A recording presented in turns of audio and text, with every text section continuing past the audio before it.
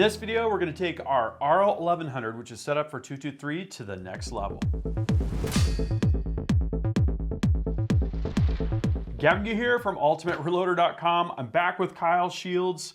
This RL1100 223 setup has been awesome.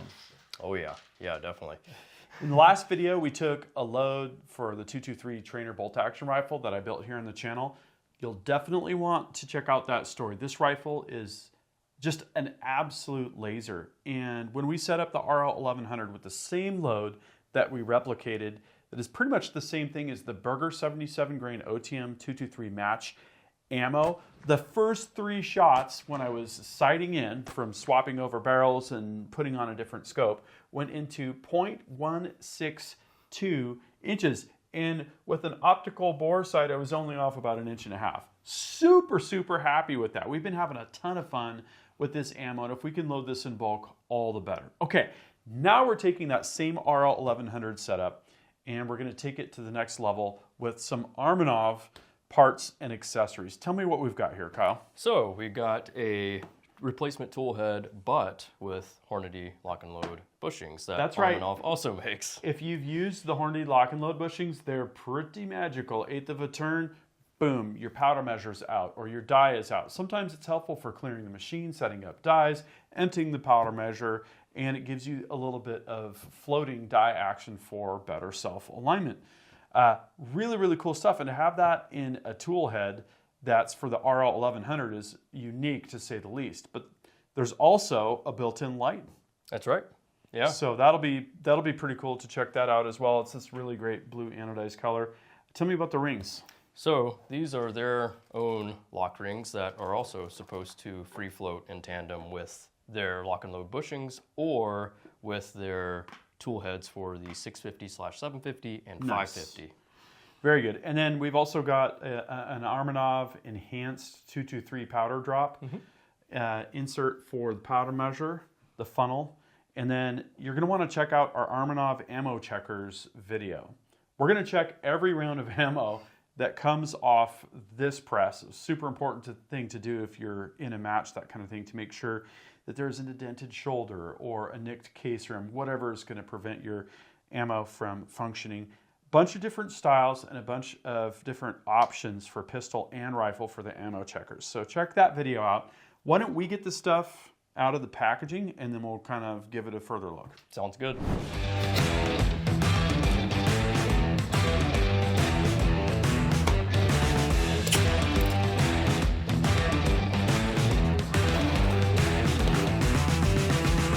So this is the RL1100 toolhead. Is kind of a piece of artwork, actually. You've got lock and load bushings, and then there's actually an extra die station here that isn't lock and load for space constraints. As you can see, there's this cutout here. This is over the priming station, so I'm assuming that that is for a hold down die. Yeah. And then we've got the lock and load bushings that go into the other stations, and you'll notice that there is these wrench flats on there. Love the anodized finish. The machining is just absolutely stellar on this, and then you can see the integrated light here that goes around where the post comes through from the ram. And all of the stations are also numbered very clearly. Looks like laser engraved on there. So wow, that is some nice quality. Nice. We've also got the USB power cord, so we'll be able to plug that into a standard power brick. We've got the enhanced lock nut. So the nut on the RL1100 has 4 wedges that are Delrin plastic or something similar. This gives you brass-tipped screws so that you can set your tension on that without having to use wedges, which is kind of cool. Tell me what you've got here. So just got the lock ring and the screw that's included for the free float setting. Got the lock and load bushings that you had mentioned, as well an extra O-ring and some more screws and Allen key. Then we got the 550 tool head, which works with that lock ring and some screws with that. And each of these lock rings includes screws, so there's plenty of spare hardware. Then we got the 650, 750 tool head as well. And to note, both of these lock in. So the free floating feature is actually attributed with this lock ring itself. Instead of the whole head moving around. Exactly. So the important distinction there is that each die station can then free float a little bit.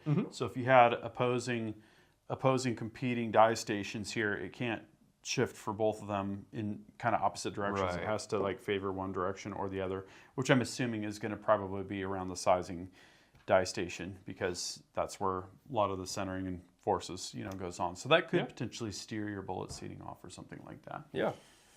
Very cool. Okay, so we're not going to do the 550 or the 750, 650 stuff in this video. We're going to focus on this RL1100 tool head. So Kyle's going to work on getting our setup swapped over to that, and we'll load some of this match 223 and show you kind of the features firsthand.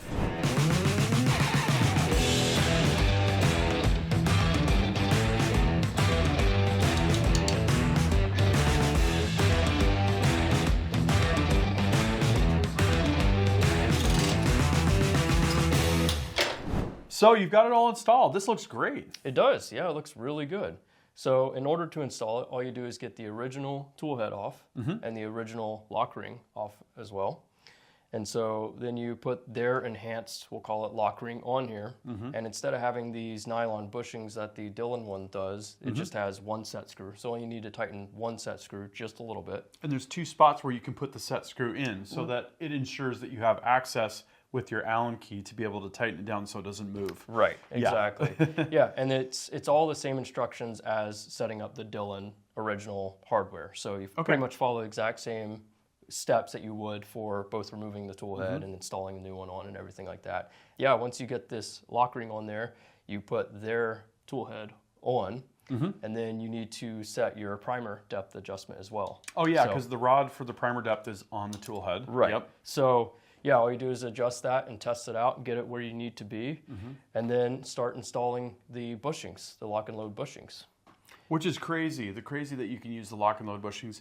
They've milled flats on them. It comes with a wrench, so that you could. Do you mind if I do a little? No, not at all. Yeah. So they're a little stiff in there. They're held pretty nicely in there, and we can go ahead and just pop that off like that. Looks like I actually cracked your your ring there, but yeah, then you can use the wrench to tighten it back into place. So really easy and really quick to get dies in and out. I'm really looking forward to that, specifically for the powder measure station. I think that's going to be really cool. And another thing to note, their tool head, Armanov's tool head, works with both the 1050 and the 1100. And you got both ratchets there. So both ratchets, and they're both installed. So you just remove the little nut or piece of hardware that's on there, and you put the appropriate one on depending which setup you have. So in this case, we put the 1100 one on. Okay. And then you've got the light too. So there's a hole for the cord. Yep, there's a hole. You put the end that goes into the tool head through the top, and you just push it down. I use the Allen key to assist me with that, because it's recessed in there a little bit. You do want to be careful. It's like one of those 2.5 millimeter sized electronic connectors. Yeah, and it's just a capacitive touch little deal there. So it's pretty slick. Yeah, the lighting is a super important thing. It just, you can see any debris on the shell plate. If you're doing a visual powder check, it obviously helps, tremendously with that. It's easier to just see, what's going on. And it's amazing really what they've incorporated into one tool head upgrade. And I think personally, the blue anodizing on it is just super killer looking too. It looks really clean. Yeah. I like the look. Okay, so for your average RL1100 or Super 1050 owner, how much time would you think they'd need to budget to put the tool head on? So for me, it took a little while longer because I'm not fully familiar with this system and this press quite yet. It's probably my second time messing One of the reasons I wanted you to do it. Exactly. Get yourself ramped up and up to speed. Yeah. At first, it's quite a challenge, but once you wrap your head around everything, you start getting it. But probably 30 minutes, maybe, or give or take. And it really depends. The amount of time you would take to swap a normal tool head out is the same amount of time it would take you for this one. So it's pretty much exactly the same setup. So. Cool. Well, do you mind if I give it a try? Not at all. Okay, so this is literally the same 223 trainer, 77 grain OTM load that we showed in the last RL1100 video. Now set up with the new tool head. From the operator's perspective, this is really cool. The bushings are really bright. You can tell they're CNC machined, not die cast, which is really cool. And the light definitely helps illuminate literally what's going on. And we've got a powder check. I'm still doing my my visual powder just to make sure kind of that we're on track here. This is great.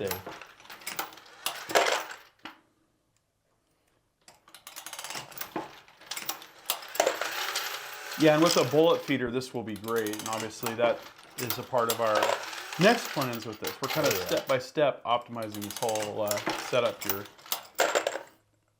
Really good. Yeah. Nice work. Thank you. Getting that set up. It's really cool to actually see this tool head in action. When I got it out of the box, I thought this is pretty cool, but to actually load with it and to know that we can take individual dies in and out with an 1/8 of a turn and just the lighting, I'm really impressed with this, and I love the lock ring as well. Me too. Yeah, I think it's a very worthwhile upgrade if you have an 1100 or 1050. Yep. Oh, and so if you have other presses, we've got other Armanov videos coming up. We've got different tool heads for like the 550 and the 750. We're going to go more in depth on this floating lock ring self-aligning design that Armanov has, and some other accessories as well. So thank you, Kyle, for putting this together. If you've got an RL1100 or Super 1050, I'd love to hear your feedback on if you're going to upgrade to this tool head, or if you're already using one, let us know what you think of it. Drop that comment and we'll start a discussion. That concludes this video, and that means it's time to wrap it up. I hope you enjoyed this video. Don't forget to like and subscribe. Also, we're on Facebook, YouTube, Rumble, where we've got unrestricted content, and Instagram. Make sure to follow us on all those channels. Ultimate Reloader also has a commercial solutions division serving law enforcement, the military, and the gun industry. We have some unique capabilities, including a comprehensive suite of recoil testing and evaluation capabilities, trigger profiling, and more. If you're interested in custom rifles like what we build here on the channel, or gunsmithing services, you're going to want to go to rifles.ultimatereloader.com and get on the wait list.